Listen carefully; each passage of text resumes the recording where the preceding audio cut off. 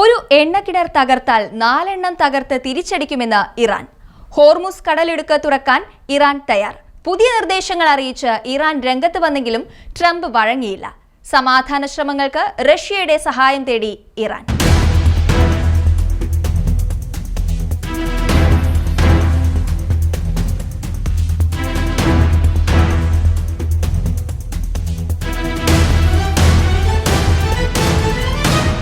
കണ്ണിന് കണ്ണ് പല്ലിന് പല്ല് എന്ന രീതിയിലല്ല ഇറാന്റെ ഭീഷണി.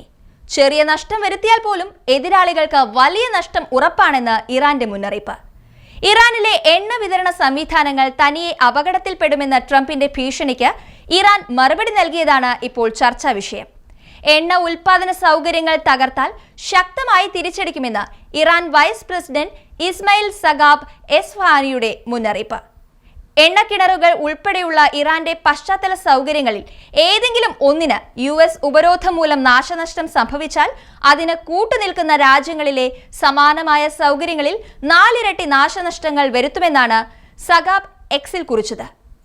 ഇറാന്റെ കണക്കുകൾ വ്യത്യസ്തമാണെന്നും ഒരു എണ്ണക്കിണറിന് പകരം 4 എണ്ണക്കിണറുകൾ എന്നതാണ് തങ്ങളുടെ രീതിയെന്നും അദ്ദേഹം മുന്നറിയിപ്പ് നൽകി. അതേസമയം ഇറാനിയൻ തുറമുഖങ്ങളിൽ US ഉപരോധം തുടരുകയാണ്. 38 കപ്പലുകളെ അമേരിക്കൻ സേന തിരിച്ചയച്ചു. അതിനിടെ 2 മാസമായി തുടരുന്ന US ഇറാൻ യുദ്ധത്തിന് അറുതി വരുത്താൻ ലക്ഷ്യമിട്ട് നിർണായക നീക്കവും നടക്കുന്നുണ്ട്. തന്ത്രപ്രധാനമായ ഹോർമുസ് കടലിടുക്ക് ഗതാഗതത്തിനായി തുറന്നു കൊടുക്കാമെന്നും യുദ്ധം അവസാനിപ്പിക്കാമെന്നും വാഗ്ദാനം ചെയ്യുന്ന പുതിയ സമാധാന കരാർ ഇറാൻ അമേരിക്കയ്ക്ക് സമർപ്പിച്ചു. പാകിസ്ഥാനെ മധ്യസ്ഥനാക്കിയാണ് ഇറാൻ തങ്ങളുടെ പുതിയ നിർദ്ദേശങ്ങൾ വൈറ്റ് ഹൌസിലെത്തിച്ചത്. ആഗോള എണ്ണ വിപണിയെയും ഊർജ്ജ വിതരണത്തെയും നേരിട്ട് ബാധിച്ച ഹോർമുസ് കടലിടുക്കിലെ ഉപരോധം നീക്കുക എന്നതാണ് ഇറാന്റെ പ്രധാന വാഗ്ദാനം. പകരം ഇറാനിയൻ തുറമുഖങ്ങളിൽ അമേരിക്ക ഏർപ്പെടുത്തിയിരിക്കുന്ന കടുത്ത നാവിക ഉപരോധം പിൻവലിക്കണമെന്നും ഇറാൻ ആവശ്യപ്പെടുന്നു.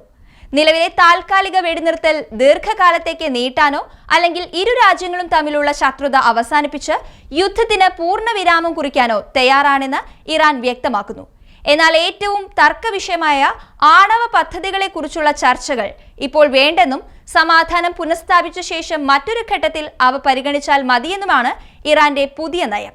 ഇറാന്റെ നിർദ്ദേശങ്ങൾ വൈറ്റ് ഹൌസിന് ലഭിച്ചതായി സ്ഥിരീകരിച്ചിട്ടുണ്ടെങ്കിലും ട്രംപ് ഭരണകൂടം ഇതിനോട് പൂർണ്ണമായി യോജിച്ചിട്ടില്ല.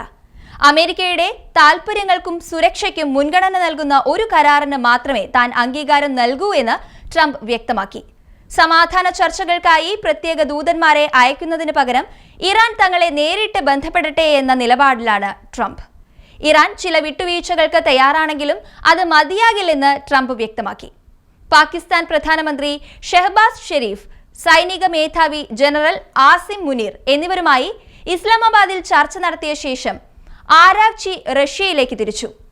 മോസ്കോയിൽ റഷ്യൻ പ്രസിഡന്റ് വ്ളാദിമിർ പുടിനുമായി അദ്ദേഹം കൂടിക്കാഴ്ച നടത്തും. സമാധാന ശ്രമങ്ങളിൽ റഷ്യയുടെ ഇടപെടലും ഇറാൻ ഈ ഘട്ടത്തിൽ പ്രതീക്ഷിക്കുന്നുണ്ട്. നേരത്തെ പാകിസ്ഥാനിൽ അമേരിക്കൻ വൈസ് പ്രസിഡന്റ് JD വാൻസും ഇറാൻ പ്രതിനിധികളും തമ്മിൽ നടന്ന ആദ്യഘട്ട ചർച്ചകളും ഫലം കാണാതെ പിരിഞ്ഞിരുന്നു. ഭീഷണികൾക്കോ ഉപരോധങ്ങൾക്കോ വഴങ്ങി ചർച്ചയ്ക്കില്ലെന്ന് ഇറാൻ പ്രസിഡന്റ് മസൂദ് പെഷസ്കിയാൻ വ്യക്തമാക്കി. സമാധാനപരമായ ചർച്ചകൾ തുടങ്ങുന്നതിന് മുൻപ് അമേരിക്ക ഏർപ്പെടുത്തിയിരിക്കുന്ന സമുദ്ര നിയന്ത്രണങ്ങൾ പിൻവലിക്കണമെന്നാണ് ഇറാന്റെ ആവശ്യം. യുദ്ധം 2 മാസം പിന്നിടുമ്പോൾ ആഗോളതലത്തിൽ ഇന്ധനവില കുതിച്ചുയരുകയും സാമ്പത്തിക പ്രതിസന്ധി രൂക്ഷമാവുകയും ചെയ്തിരിക്കുകയാണ്. ഈ സാഹചര്യത്തിൽ ഹോർമുസ് കടലിടുക്ക് തുറക്കാനുള്ള ഇറാന്റെ വാഗ്ദാനം ലോകരാഷ്ട്രങ്ങൾക്ക് വലിയ പ്രതീക്ഷ നൽകുന്നു.